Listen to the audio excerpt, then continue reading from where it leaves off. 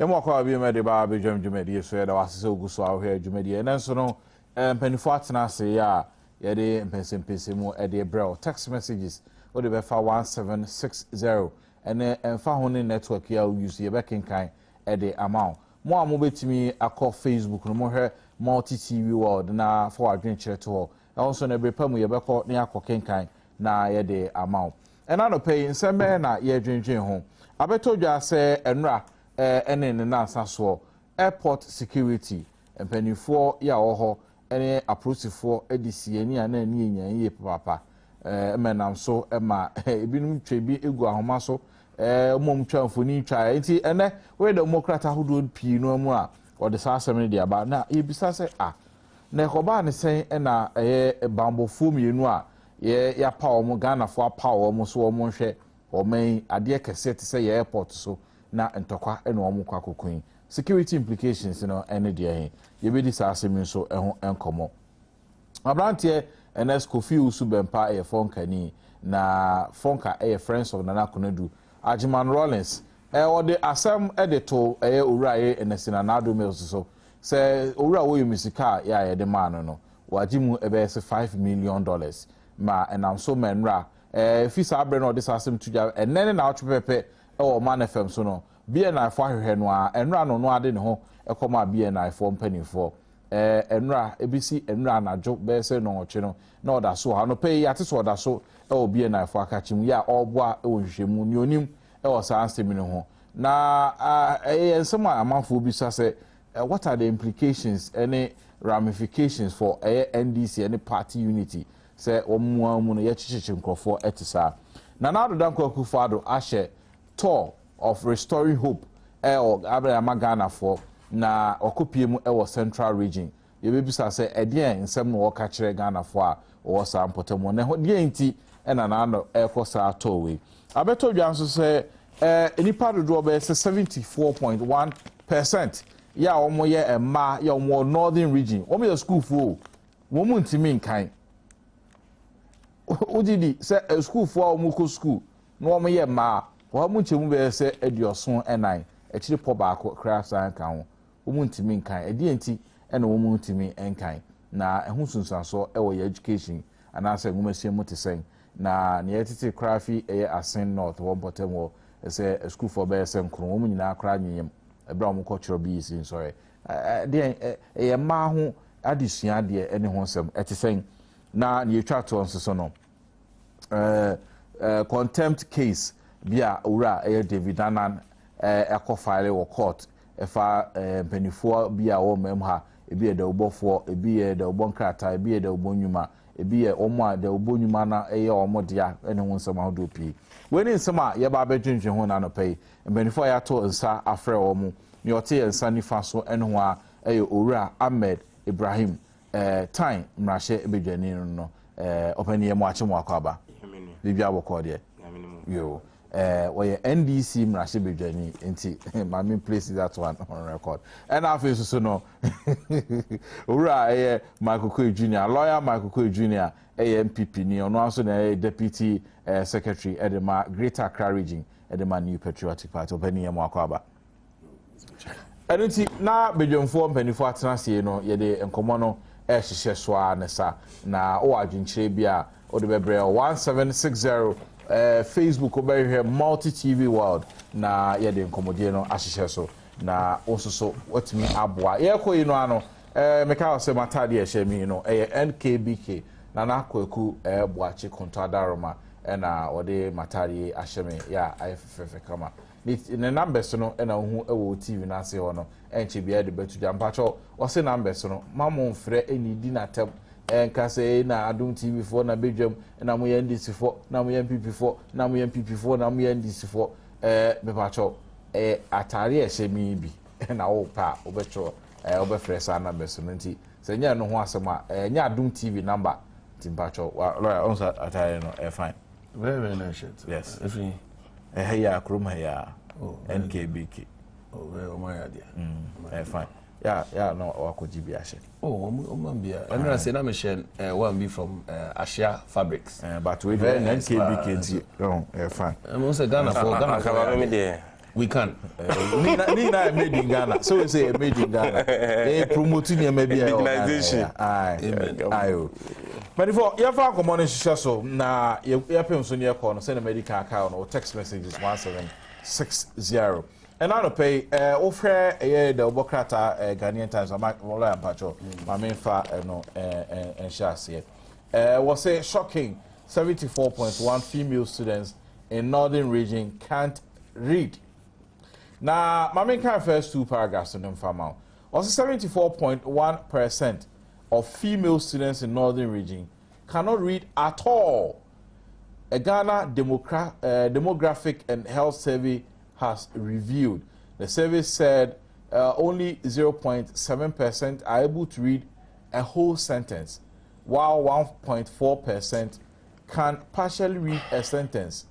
Zangbalum Bomahe, now Chief Al-Hassan Ishaku Amadou, the regional population officer, who disclosed these statistics at the regional celebration of the 2012 International Women's Day on Wednesday in Tamale, said 65% of the region's female population had no formal education and only 6.4% had attained more than senior high school education.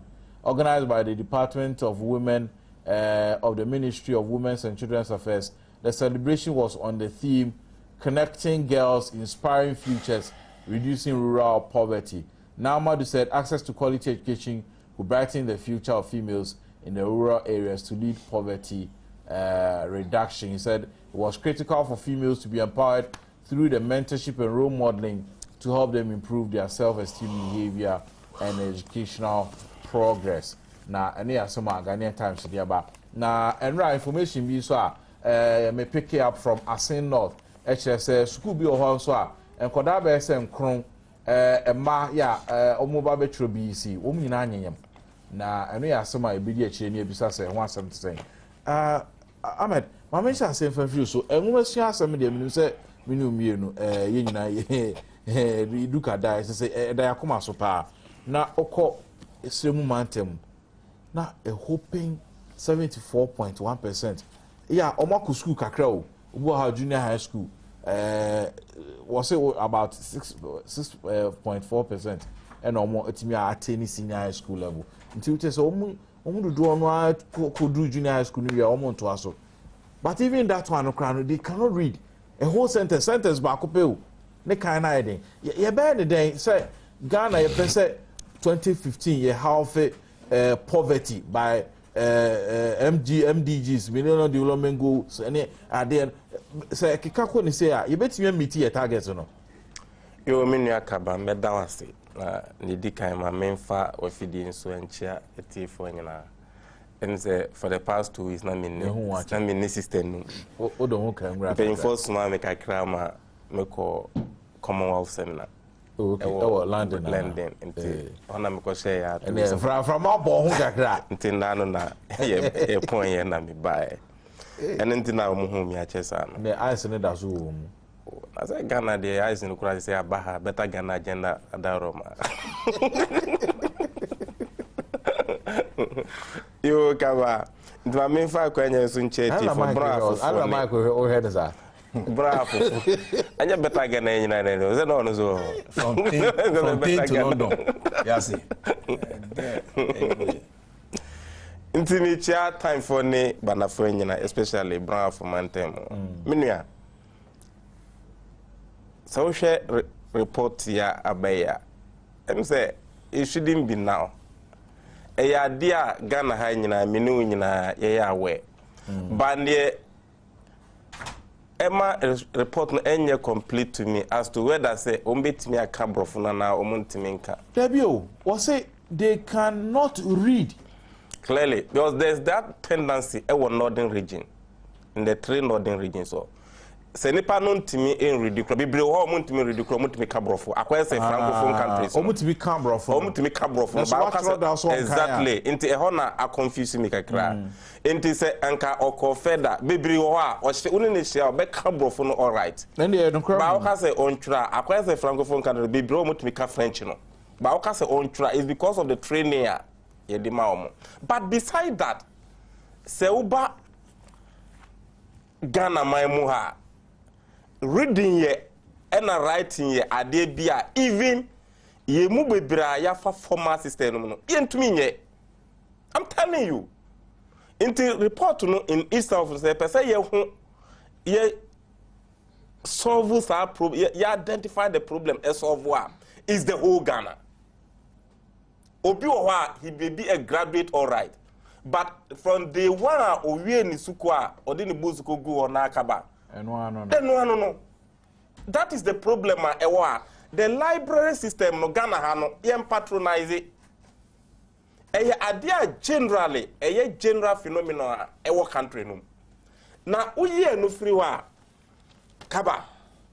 Yes, omo muko school entimi enko senior high for a 6.something%. Eno ena ama maye basa kakra.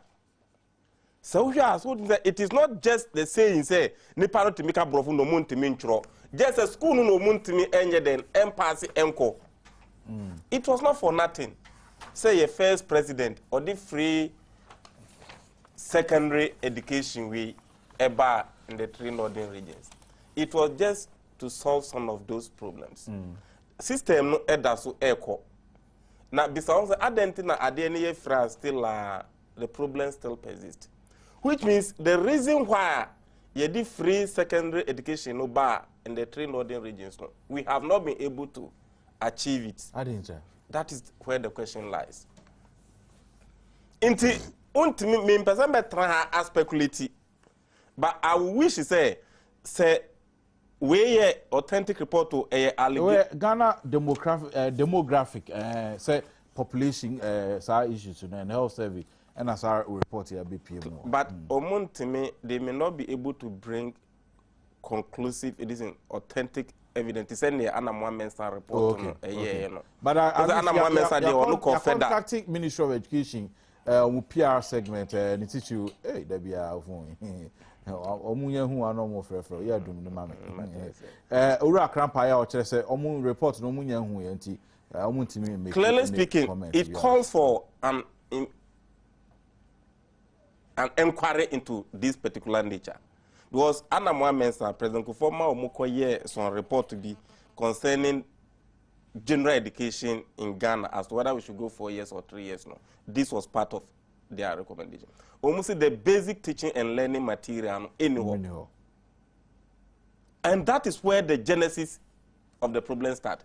Say Nepano, a teacher for in the first place, they are inadequate. And once are inadequate, even trained qualified teachers in the system no. People teach a crampo a short in the trained qualified teachers in so any system no. Other than Nipa do no ejade. Bebre ho mo pa di kire kura kabaye ntimi form. That is another problem. Only say Ghana ha teacher training colleges there were 38. 38. 38 teacher private. Clearly speaking 38 teacher training college you know. Afibia no aban emo intaker quota as omofa.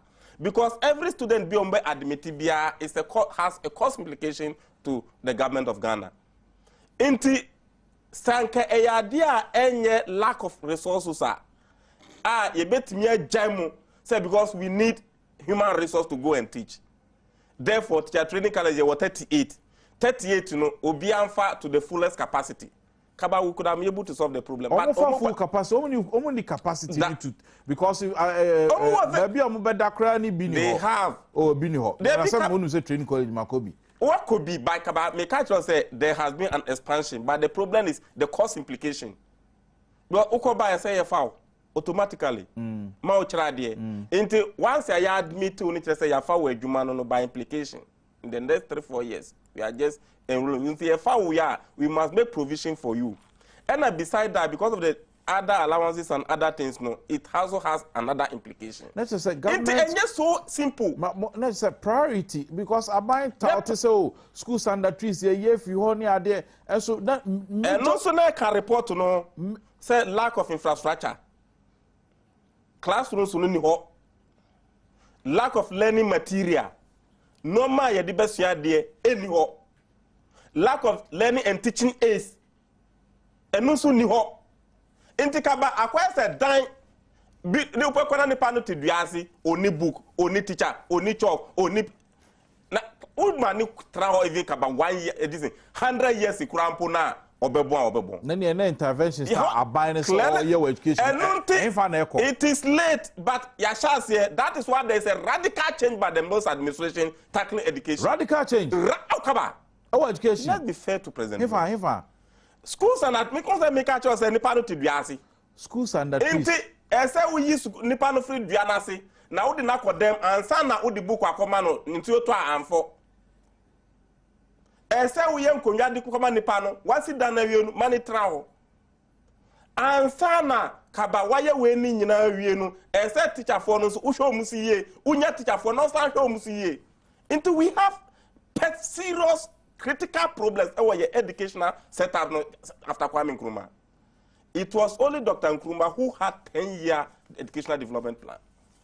After that, Kaba acquires a try and error. Into the foundation, no, wrong. And there be an one. So once population is increasing, and after that, a long-term development plan and my education, definitely this is what you will see. Nanya try and error be an amusumba MPP 4 years, mobile musibu, 4 years, Mompene, 3 years. Kaba. Nye ana mensa di buy no. Say report no one now can say analyze ya. Even if you make it 5 years or 6 years, now one solve ana mensa problem. They are the basic problems as solve. Into we and a recommendation or the no or say you bet me solve problems now the 3 years is better. Say to mean solve then the problem cannot be solved. Or say Nepal umani trial even 100 years. Now say one teacher ni one man teaching and learning one top books on man one man even the basic things are on here and son what me saying one sit down man on all these things anywhere in the some Nepal trial 100 years kaba. You are not solving the problem. That was the report of Adom. Yeah, I'm implementing. Yeah, implementing.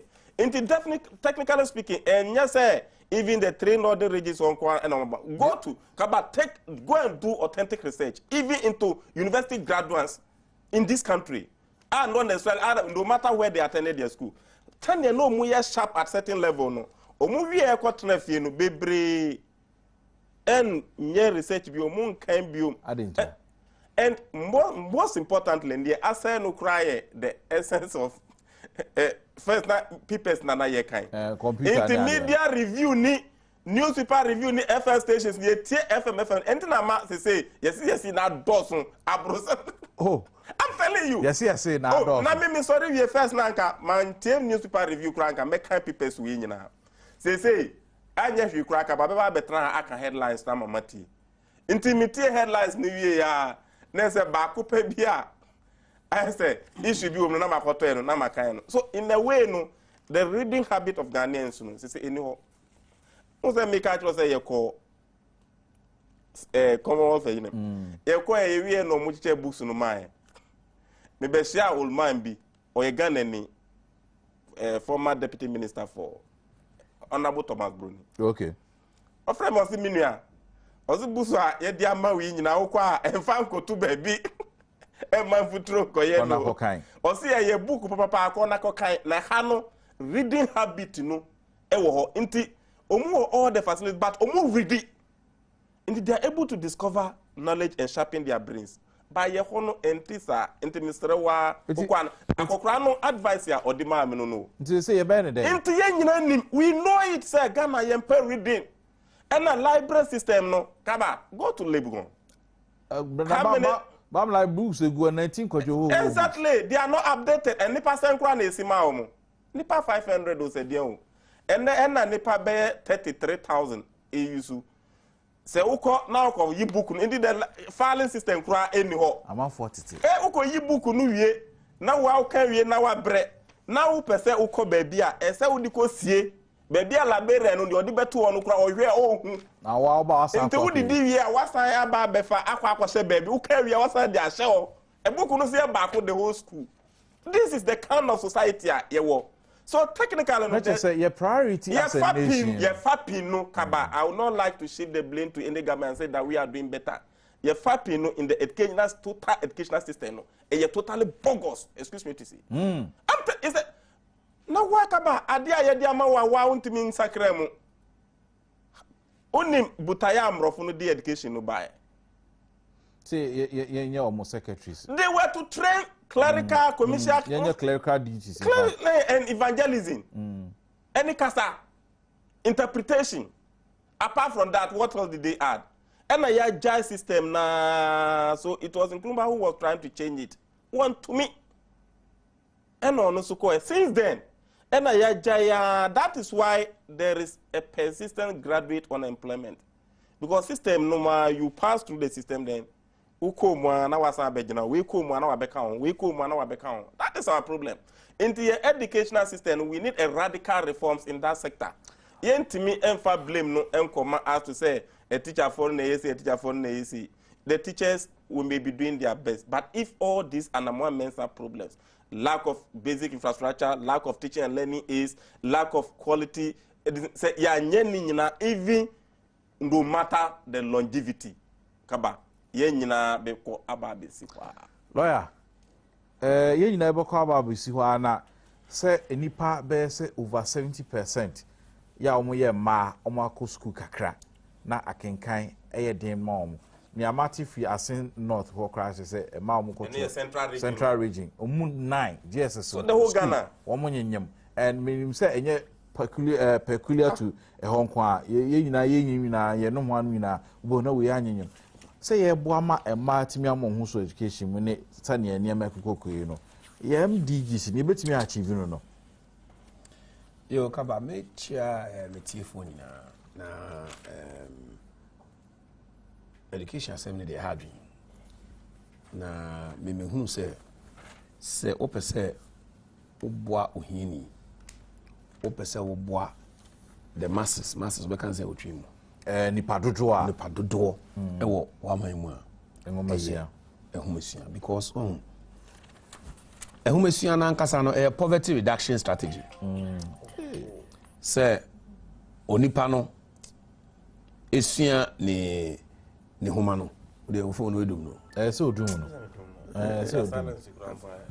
se odum na me kra mo nwa say den so dey about because the bia say je no abonten lawyer to aso ade ten phone no untumi me yempiu minim me nipa wa me sure say friend say ten hono omo RLG phone repairs nti afa kono mo nyama na so o ka say na phone ntumi nko silence na wo call Commonwealth abasisi ya de want phone ntumi nko vibrate phone ntumi nko vibrate just no one say ringing phone ntumi nko vibrate silence nso can you imagine na wa call Commonwealth abasisi ya broche aba I mean anyway inti oh that's say we call at least we per dem you tobacco bi keke na we dey abehwe how far anyway any be new education technology you know na e higher but coming back to the substantive sure kaba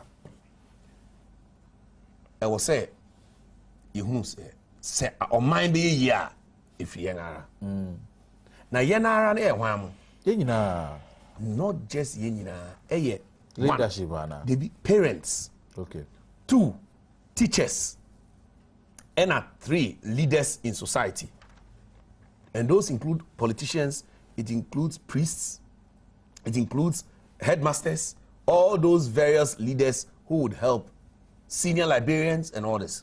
I didn't make us say a mass 74% and cut out because enokrania say omu bebre kra omu kan be 26% aka no omu one sentence omu tumi kan ebi mu kra half sentence not yet ho if you say agro enya agro. This is a very serious matter. I was here to meet us and say okay it is a sia no say ye hu say nyama te say apomudin asem education asem more politicians are more bano then are more babeye ama saa nyeme akofom na media anka we enya politics but politics because you know sir at the moment we spend 2.8 billion Ghana cedis on education per year. You say a budget no yes now politicians and person take responsibility. Why? this illiteracy rate is it more or less? It could be more because And we're not the region people. Yes, because and other regions in if it's more, why is it more now when it's supposed to be less than it was before? Mama, for example, BC results in 2008, 62% passed. In 2011, should it be 42%, 47% rather, who passed? Eswati. So the question Ghanaians should ask themselves, now Dianka, yes, 50.2% in 2000. Bedu dey 60.7% no. Then Eswati. When you go and say this, and Crawford say we can politics. Now Ghana, some person we can politics. Now we just show let him lead us. And the moon train na yemra radio. So you say President Mills ni tison. No. How can we play for children's future? Kaba, my father didn't play my future. My grandfather didn't play his future. So I should also not play with the future of the new Ghanaians coming. Why is it that President Kwame Nkrumah put in certain educational methods that today is going less? Should we not ask the question? Should I not ask my brother at NDC that why is it that there's 62% pass rate in 2008 and in 2011 when the budget has now doubled, you are telling me that the results are now going low? But it's wrong. Right. But there be education is progressive. Now, what education they be? I will say, any possible say within 3 years in the pay and a bema results in the beba. Ni almost here from the basics. Mama bedroom or no, and the bema results 3 years. Now. BC results in 3 years. No movie classes, no. Maybe 3 years. Movie classes in class 5. You can't blame class 6. Oh yes. Oh, you can. You should. No. What radio Jesus that? Can say Jesus? A bad example. Because I'm telling you the truth. Because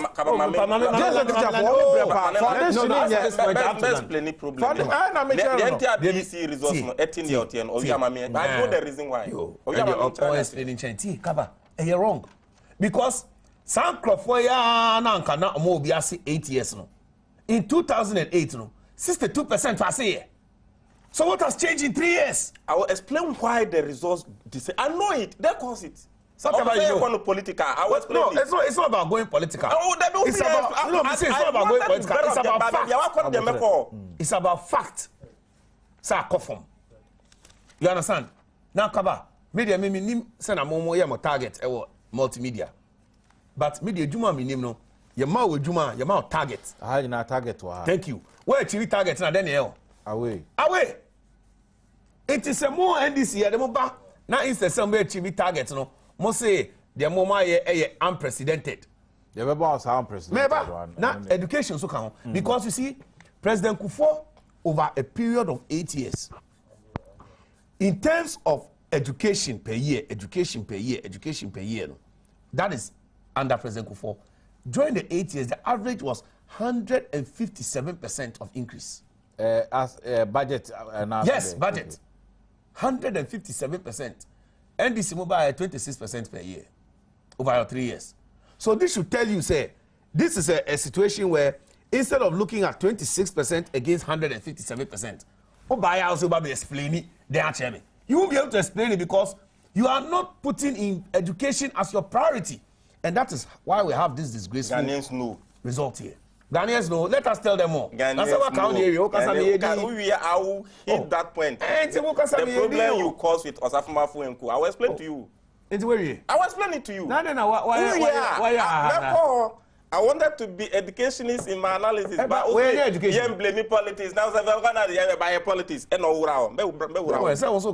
will enter there. But the Americans say Ghanaians should know MPP per year 157%. And no, they see book no talk lie. I know MP.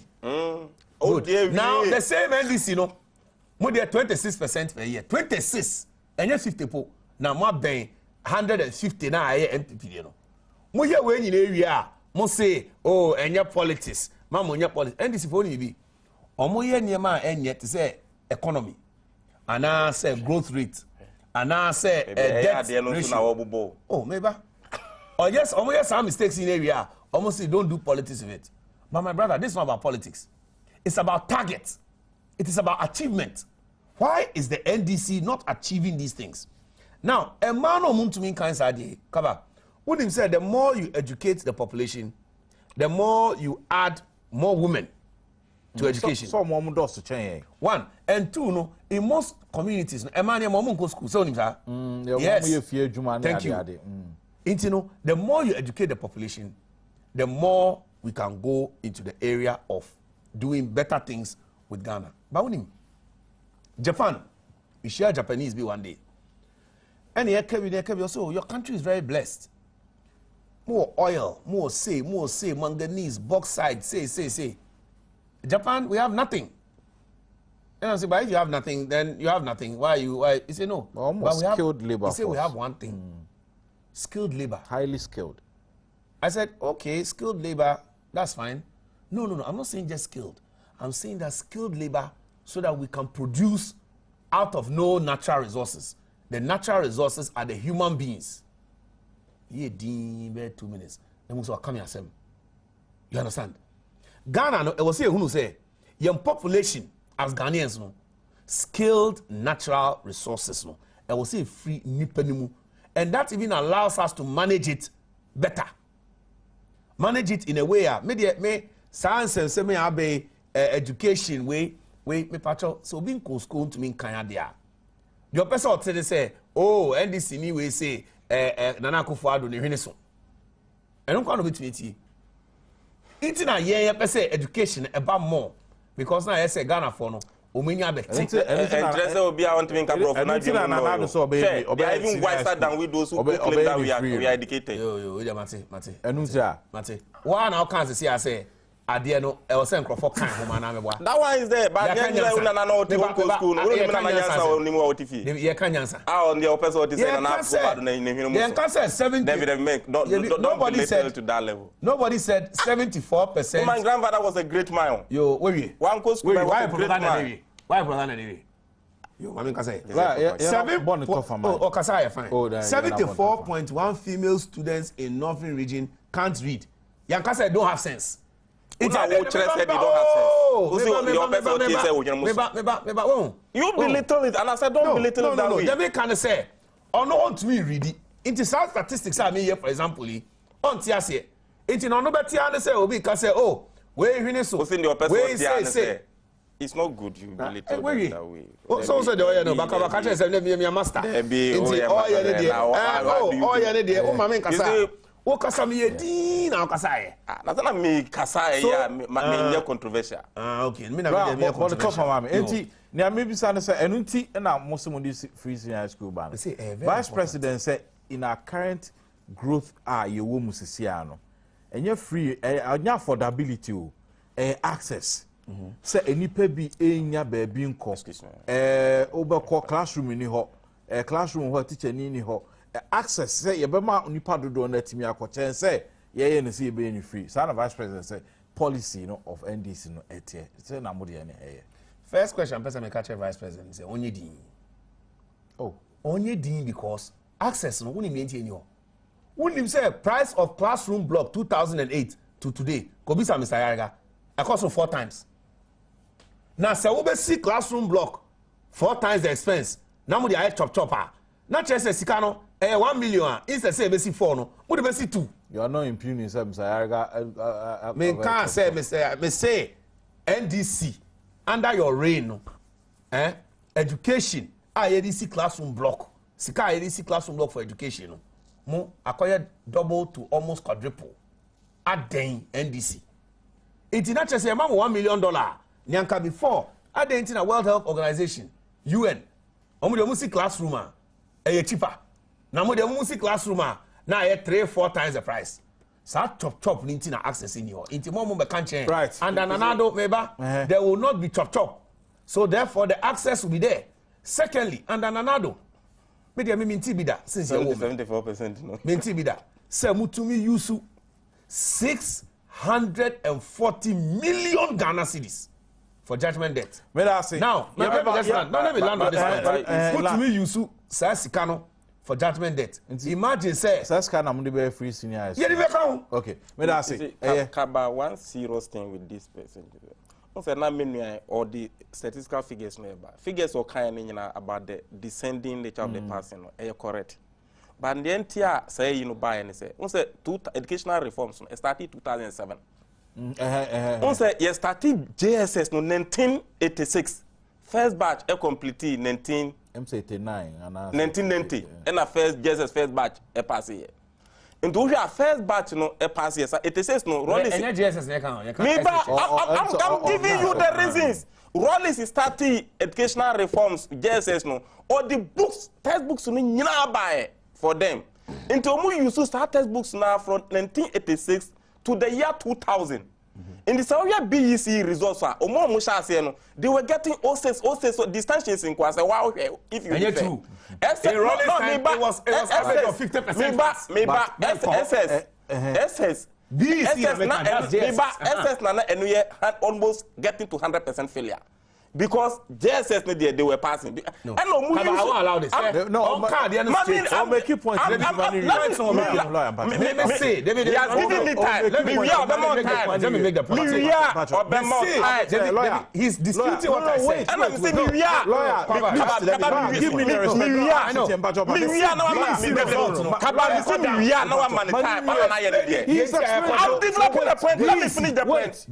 I'm telling you, Mike, wait. 86 result boost from 99 up to 2000. From 1990 to 2000. What BEC in BEC?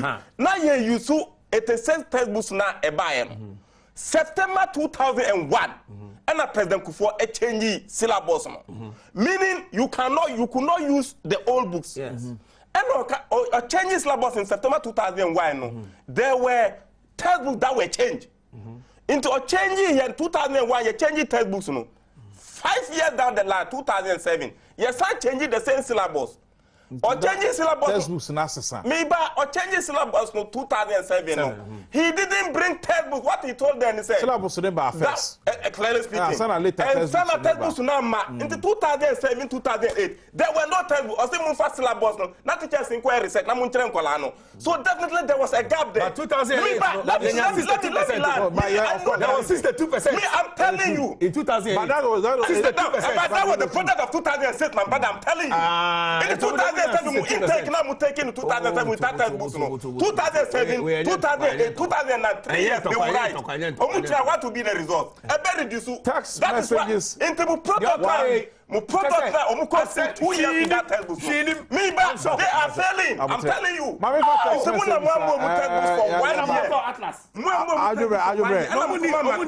made. Text message. Kaba, please, I asked you a question yesterday, but my surprise, you didn't answer me. Why? What is the name of Moses? I'm sorry. 1 year with that book. I don't know. I don't know. Please tell General Nunu Mensah that Kolebu is calling him. Mamiama, calling him for what? Kaba, please ask President Mills if he was ever questioned by the BBC on his Better Ghana agenda before becoming president. As President Kufuor brought free basic education, so Nanado can do it. Eben in Obuase, please tell General Nunu Mensah that Kolebu is calling him. Adeng or Medeng. Kaba, please ask Primels. Okay, wait, I can't kind of that. Yeah, to us so. Then this is now living at its worst end. They have no issues, just character assassination. Cage and Finna Dubai. NDC are losing Gangantuali. That is why Nanado is talking. They are building multi-million houses all over the country in just 3 years.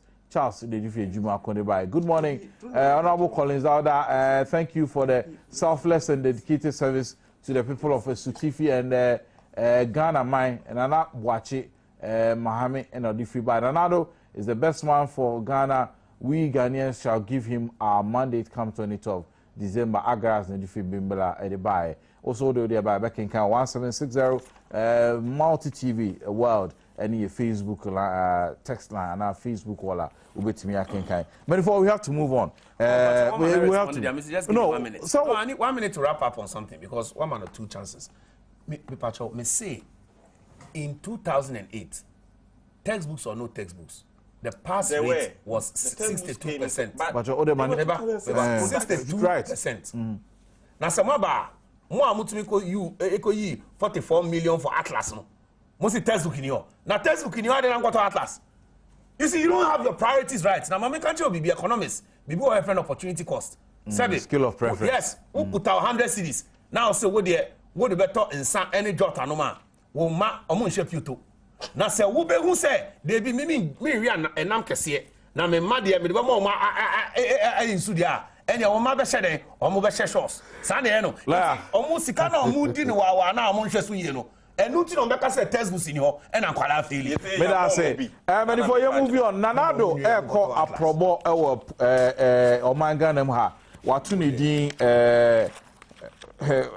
tour of restoring hope to Ghana. Na Oko Manjo online, I bet you just say, Nanado, Eku Piemu Enra, baby to say, Mambo, Sumo, or see Cape Coast Beach, and I feel so no, Okudru ha, let's say, or bought no money. Now, my main kind of say, Nanado Kudru Hono, or can say, amount for a cassette. Ni free senior high school ya man for cast on to me and obetia. I mean exactly what he said. So opposition leader, New Patriotic Party, Donald Trump says he will prove all doubting Thomas is wrong by implementing the free senior high school policy when elected as president. He said the lingering doubts by officials of the ruling government over the feasibility of the policy only served to encourage him to make the policy a reality. The flag bearer was interacting with official folks in the central region on the first day of his campaign tour, dubbed Tour to Restore Hope. Vice President Mahama had only yesterday played down the effectiveness of the policy, saying Ghana's educational challenge has more to do with access and not affordability. But Nanado told fishermen at Cape Coast along the beach, the same doubting Thomases who never thought that it was possible to implement the capitation policy and make junior high school education free, the NHIS, free maternal health, and all that are today have been proved wrong. And Nanado, and this answer na today. Yanko Omaso, Richard Kwajonyako, a multimedia correspondent, Central Region. One Nanado, ko aprobo. Yemisa say ho A7 say. Richard Yamako ba de ba Badwam Jumedi so. Yeniamia. Bibia woko de. Yanko Adom. And now one Nanado na ko aprobo. Say na amount for Asia no fire. Well, Nanado Eshe na probo na say ewo nyinya no kaswa. But obeshase bi okwa himfie nti okọ ma hin na himfie ene ni kodingita no kwese no kwan so oba ne mpesu aso nti o ma no kwan na oho na o ma hin ya owo nyinya no ho editu nanim say wate say oka free senior high school education ho asem na oba omomodra na onfa ose enye oye sanse awofo ebre nti omomodra na onye nti wiye no na omabo edwa ewo empona no a oni afafo no kohia na ne nsem ne de eye mienu pe na ode koye eye free senior high school education ne say ono aba amanfo eji ni chim say eji MPP chim say eye basic school education omuntumi nye eye free de no omuntumi nye national health insurance scheme omuntumi nye o say du baby kura no eye minority at that time eye NDC for no e work out of parliament nya de nti say de omo ke kan de enye no wan no be make sure say free education na all can for senior high school de no etumi abema awofo so enya ahotoso ofi hono no say entrepreneurial skills eye say mbebunu no mbenya edwuma na che say bibia so etumi akon kan ye na owie no na che say ode to aso e say adboard moto ene enema fishermen omode ekwapo ni ade nya sisi ebo ayedin ose abra MPP efi abenja so na say adboard moto yeto no 29 million 2900 Ghana cedis sisi ano ene nam 80 million 8000 Ghana cedis na hwa na say ewie mo pa otumu say fishermen no ade omobre na omo aye mistake pa no ba or the Ministry of Fisheries omo editi ho say safafo no e wo challenges and problems bi a ombetumi akọ no maka kan mo asem a kire mo sisi no aban bae no bebegu no sisi no ohu the aban no pese oye efofo no sense ono ansa ni diem ne sisi de epodwuma no eye aginsema ani safafo no etim pintin kwa na omo brepa nti obehwe no aye bibi ama no say Farmers Day ya set aside every Friday bia ye de ama farmers ni abo mo abaso na on chance say 5 de yentumi enya eda poti ni yentumi emfa mbo mo abaso na 5 de car na fata wo mo nti ade a obehwe na che say oba wetumi ama afaafo no so special dispensation bi na wetumi dida esi ho se obebo omo so abaso na enti ofi kaso a ne nyanya no ho no hifa biem no koye oko gomu afeche na oko ekunfi na nde ordinary ebekire wi ni bo behya ase efi wi ni ba ofi wi ni bo beko eja owia no akomo wi no de nde no aso hara efiada de KE commander Edna Egwafo Abrem constituency na the first one no oba no wentumi anko ho nti Friday no be spend the whole of the day no KE no ne afafo no mo sampeso no so no eni omwedi enkomo ne nkita ho no ahwe na ni apobo we no atu din restoring hope I say Canadian no by listening to necessary or by restore hope ni that's what Ghana if you say no on nado or ba non ministers ni ade no o ma by restore hope ni that's what my papa or the Ghana for abrabo ko jo ansa na abekọ no amanfo ahokeka wo nanado to emu te sen omo ebihia no echitafo ne omo ese na omo kan de na omo kan ko mo be na omo ka kirewo.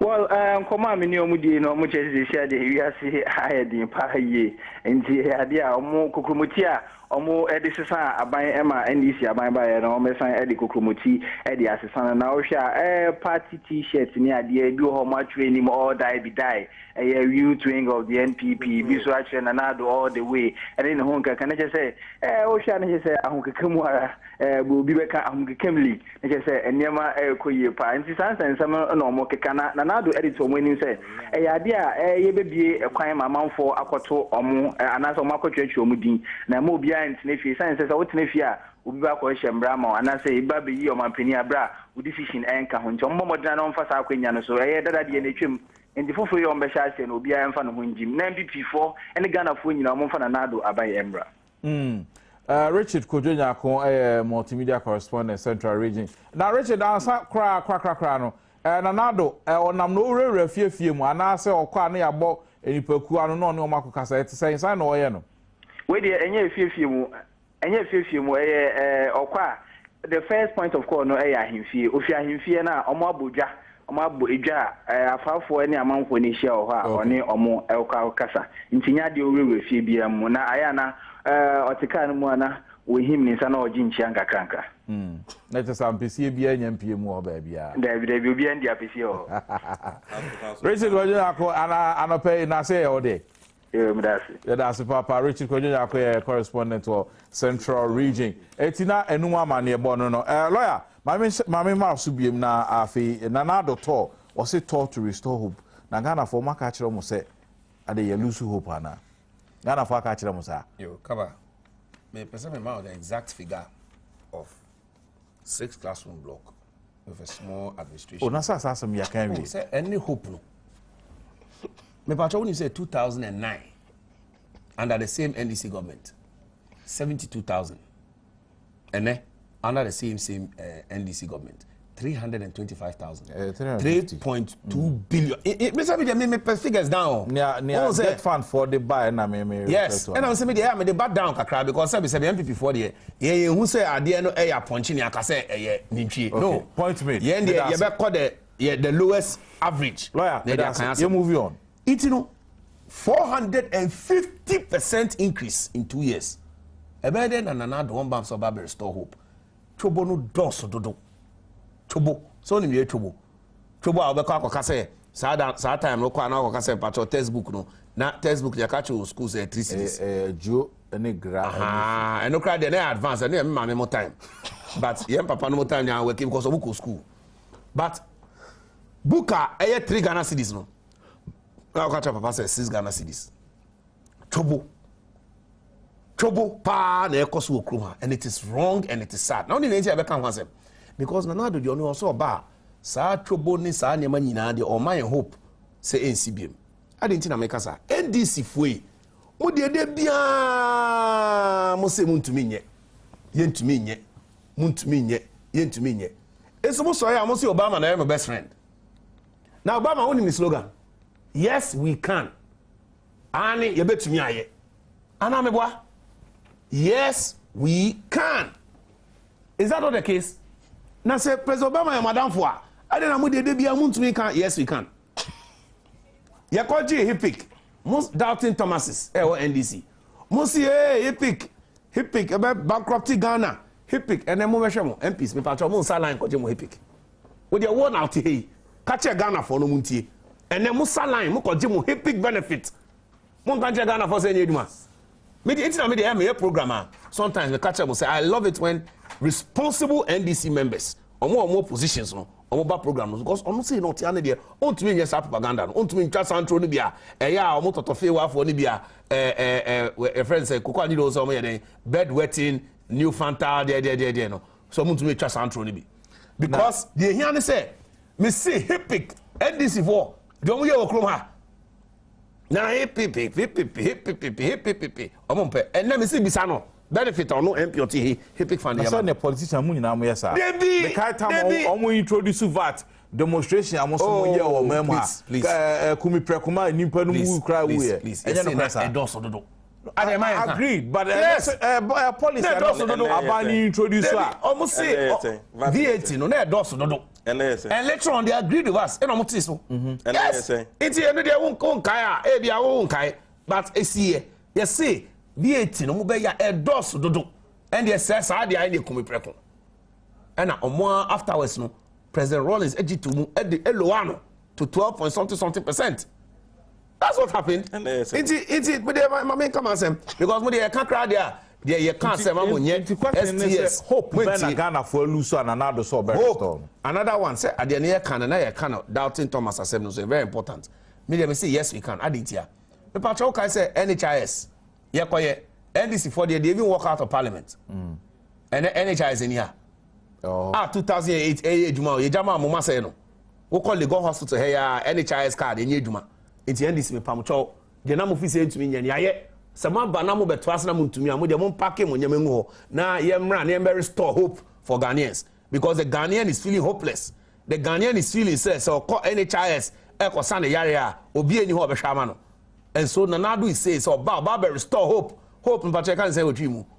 Eni da so oh Nanado ye ni da also eni da so Nanado e de bre Ghana for no eno na ye hwe because yes we can eno ya de o say kai STS, a catcher will say, Ghanaians hope.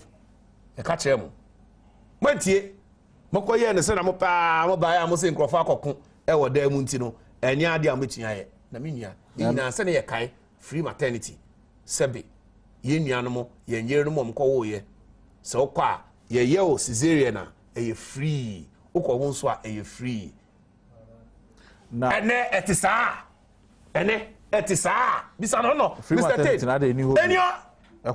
When you do Caesarea, you pay. You see? So the question now is that Nanado is coming to restore hope.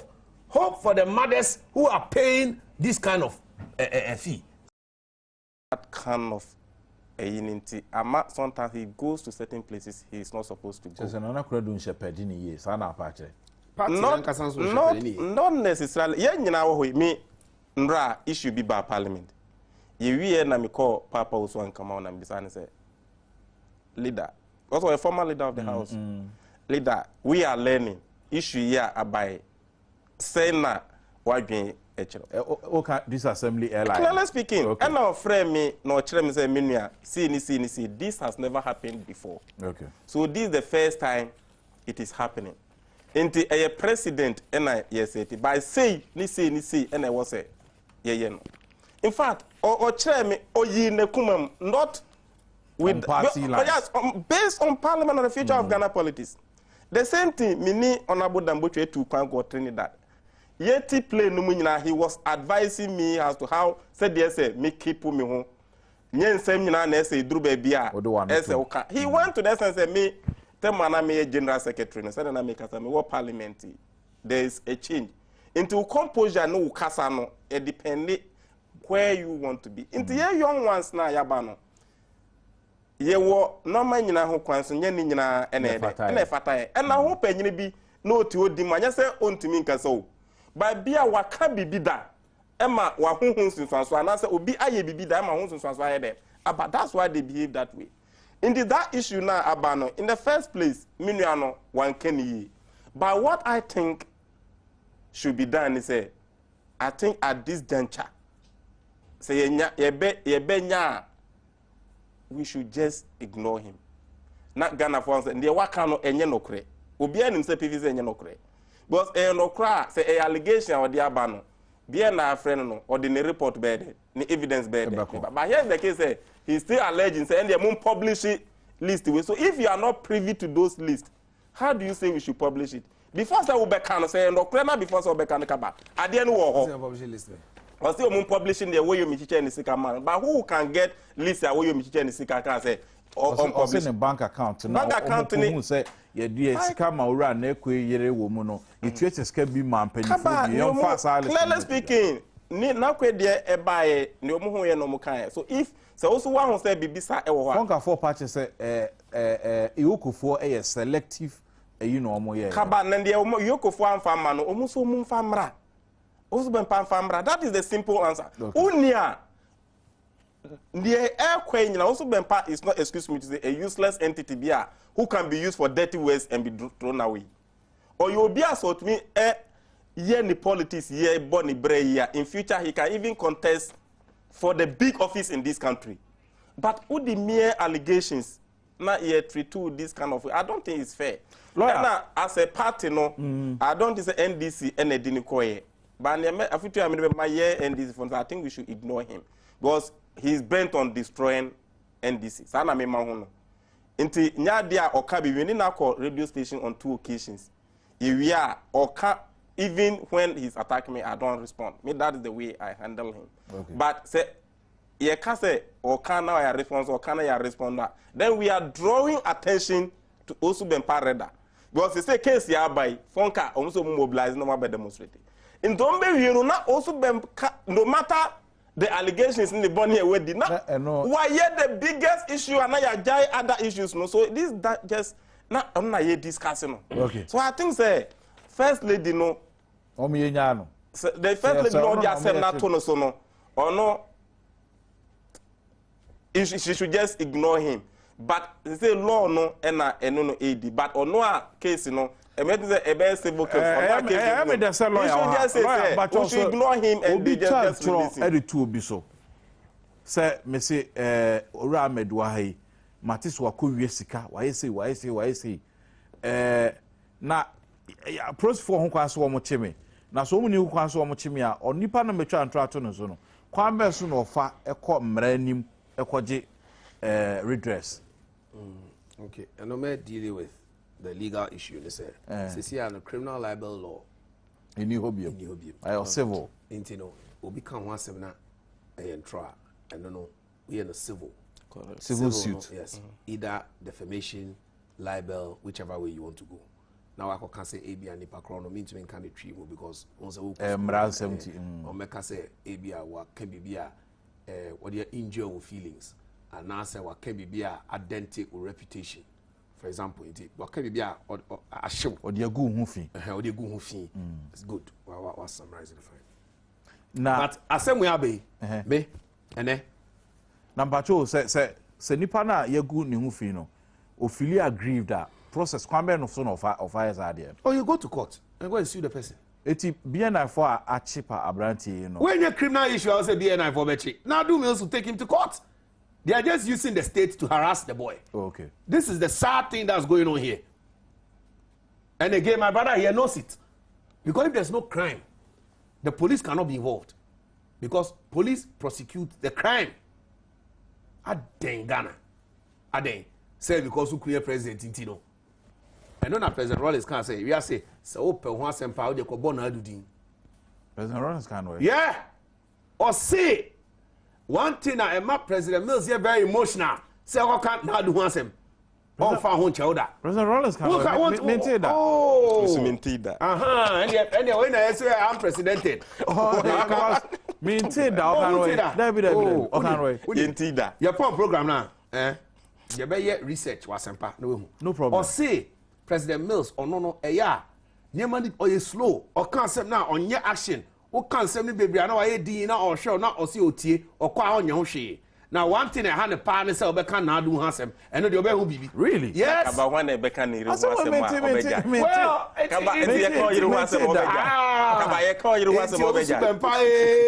now do a sabako me patrol, so who say, President Mills na ma ya twase we enya bia na for no mo yo President Mills yakoka ne yero ho asem na ne bofu e na o ma aban twe na se enya fair obe de hu say president ono ya ka no wasa instruction no because e bia na bia na take his ID one to say phone call also oni ba bia phone call Ghana amoma me credit the first your friend is saying false information case a creative fear and panic me na mko yes our case no case Emma Ghana statute books over 60 something years me na fear and panic me hu e share kaba na me ti court say police ti hono na we David Anan etini nchen na Chris Akume etini nchen hwe de mu nim de ekoso NDC legal a story another question the first in in 65 years sa law has in use